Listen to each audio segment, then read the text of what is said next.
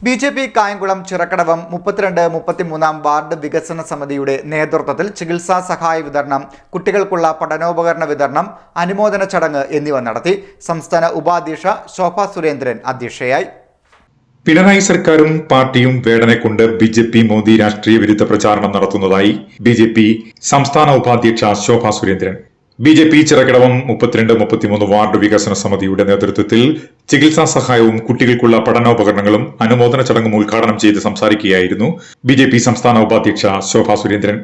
യാചകനായി വീട്ടിൽ വരുന്നവരെയും അതിഥികളായി കാണണമെന്നും അതിഥികളെ ഈശ്വരന് തുല്യം കാണുന്ന നാടാണ് നമ്മുടെ നാടെന്നും, എന്നാൽ കേരളം ലഹരി മരുന്നിന്റെ നാടായി മാറിയെങ്കിൽ അതിന്റെ കാരണം ഇന്നത്തെ തലമുറയ്ക്ക് ഈശ്വര വിശ്വാസമില്ലാത്തതാണെന്നും, വേടനെ കൊണ്ട് കേരളത്തിന്റെ പിണറായി സർക്കാർ BJPക്കും മോദിക്കുമെതിരെയുള്ള രാഷ്ട്രീയ പകപോക്കൽ നടത്തിക്കൊണ്ടിരിക്കുകയാണെന്നും, വേടൻ ഇപ്പോൾ ചിന്തിക്കേണ്ടത് പാവപ്പെട്ടവരുടെ സങ്കട ജീവിതത്തിലേക്ക് ഇറങ്ങിച്ചെല്ലുക എന്നതാണ്. പകരം പിണറായി സർക്കാരിന്റെ വാക്കുകേട്ട് പ്രധാനമന്ത്രി നരേന്ദ്രമോദിയെ കുറ്റപ്പെടുത്തുകയല്ല വേണ്ടതെന്നും അവർ പറഞ്ഞു. നമ്മൾ എന്തിനാണ് പഠിക്കുന്നത്?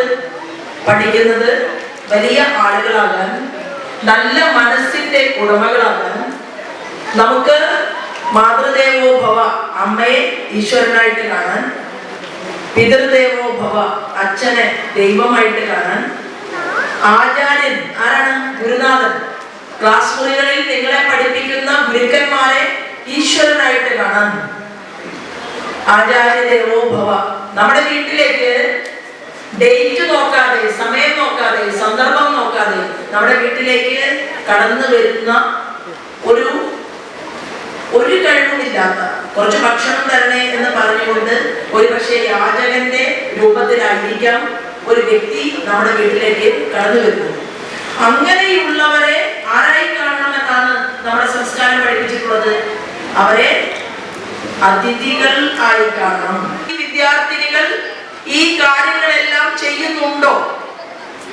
അധ്യാപകന്മാരും അധ്യാപികമാരും ഈശ്വരന്മാരെ പോലെ പ്രവർത്തിക്കുന്നുണ്ടോ എന്ന് ചിന്തിക്കുമ്പോൾ ഇത് ചില ആളുകൾ പറയും, ഇത് ത്രേതായുഗമല്ല, ഇത് ദ്വാപരയുഗമല്ല, ഇതെന്താണ്? സത്യയുഗമല്ല, ഇത് കലിയുഗമാണ്. അതുകൊണ്ട് പല കാര്യങ്ങളും നമ്മുടെ നാട്ടിൽ ഉണ്ടാകും.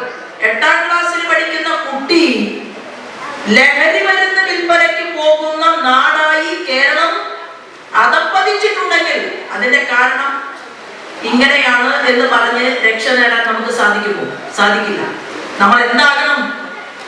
വൈകുന്നേരം 5 മണി മുതൽ 10 മണി വരെ അമ്മ പ്രത്യേകമായിട്ടുള്ള ചില കാര്യങ്ങൾ ചെയ്തുകൊണ്ടിരിക്കുകയാണെന്ന് വിചാരിക്കുക. ഇപ്പൊ സീരിയലിനെ കുറിച്ച് പറയാൻ പാടില്ല. കാരണം എന്താ? എത്രയോ സീരിയൽ നടന്മാർ, നടിമാർ അവരുടെ ഉപജീവന മാർഗവും ആളുകൾക്ക് രസിക്കാനുള്ള, സന്തോഷിക്കാനുള്ള കാര്യങ്ങളും ഒക്കെ ആയിട്ട് ഒരു വലിയ വ്യവസായമാണത്. ആ വ്യവസായത്തെ ശോഭ സുരേന്ദ്രൻ എന്ന് പറയുന്ന എനിക്ക് അടച്ചാക്ഷേപിക്കാനുള്ള അവകാശമില്ല. പക്ഷെ ഒരു കാര്യം എനിക്ക് അവകാശമുണ്ട്. എന്താണ്?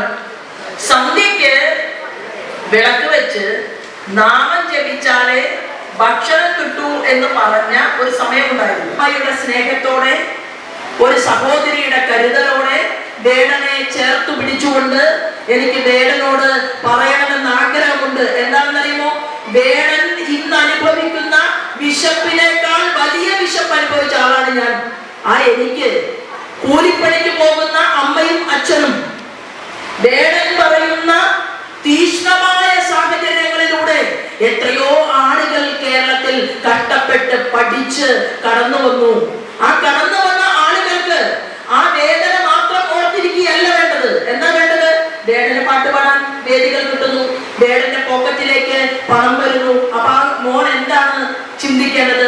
ആ പൈസ ഉപയോഗിച്ചുകൊണ്ട് ഞാൻ പാവപ്പെട്ടവരിലേക്ക് എങ്ങനെ ഇറങ്ങി ചെല്ലണം?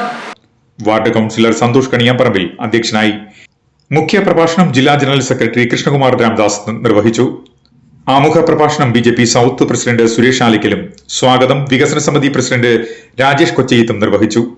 മണ്ഡലം president R Vinod, general secretary Biju Ambakkat, Vipin C Babu, Ramesh Kochumuri, Parayil Radhakrishnan, Palamuttathu Vijayakumar, Sadasivan, BDJS പ്രതിനിധി ബേബി, രാജു ഉണ്ണിത്താൻ, സുഭാഷ് കടക്കാപ്പള്ളി, രാജേഷ് ആലിക്കൽ, സതീശൻ കുന്തോളി, സുജിത്, അയ്യപ്പൻ, കണ്ണൻ, വനിതാ അംഗങ്ങളായ ശോഭന, ധന്യ സുജിത്, കവിത രാജേഷ്, കലാ രാജേഷ് എന്നിവർ ആശംസകൾ നേർന്നു. CDNet news, Krishnapuram.